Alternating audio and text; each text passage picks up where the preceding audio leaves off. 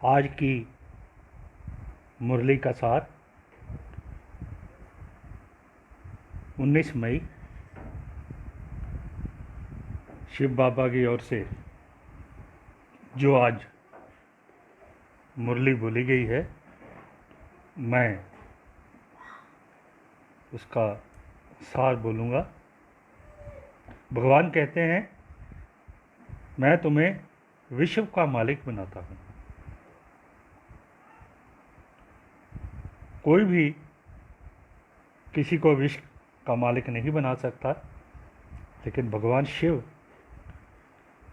या शिव बाबा कहते हैं कि मैं तुम्हें विश्व का मालिक बनाता हूँ। गीता को माई बाप कहा जाता है। यहाँ है ही रावण राज्य। इसका अर्थ ये है कि ये डर्टी दुनिया है। बाप आए हैं पुरुषोत्तम बनाने। इस संयम युग में बाप आपको पुरुषोत्तम बनाने आए हैं। यहाँ पर आकर तुम सुख धाम में जाते हो।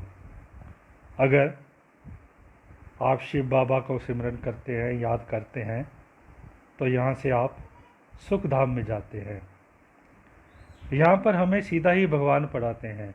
वैसे तो कहते हैं कि मनुष्य को पढ़ाता है, लेकिन यहाँ पर शिव बाबा हमें सीधा ही पढ़ाते हैं। वो हमारे टीचर हैं, हमें पाठ पढ़ाते हैं। मनुष्य नहीं पढ़ाते। यहाँ पर मनुष्य नहीं पढ़ाते। बाप पतित से पावन बनाते हैं। बाप हमें अपवित्र से पवित्र बनाते हैं। इस नाटक की आयु 5000 वर्ष है। ये जो कलयुग का नाटक है जिसमें हम पाठ बजा रहे हैं, इसकी आयु 5000 वर्ष है। हम यहाँ पाठ बजाने आते हैं। भगवान शिव कहते हैं, ये दुनिया कांटों की दुनिया है। इस दुनिया में कांटे ही कांटे हैं, दुख ही दुख है।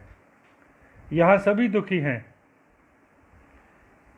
नानक दुखिया सब संसार। यहाँ सभी दुखी हैं। किसी समय हमारा भारत गार्डन ऑफ फ्लावर था। भगवान कहते हैं, बाप ही मनुष्य को देवता बनाते हैं। बाप ही हैं जो भगवान शिव हैं या शिव बाबा हैं, वो ही हमें मनुष्य से देवता बनाते हैं। बाप कहते हैं कि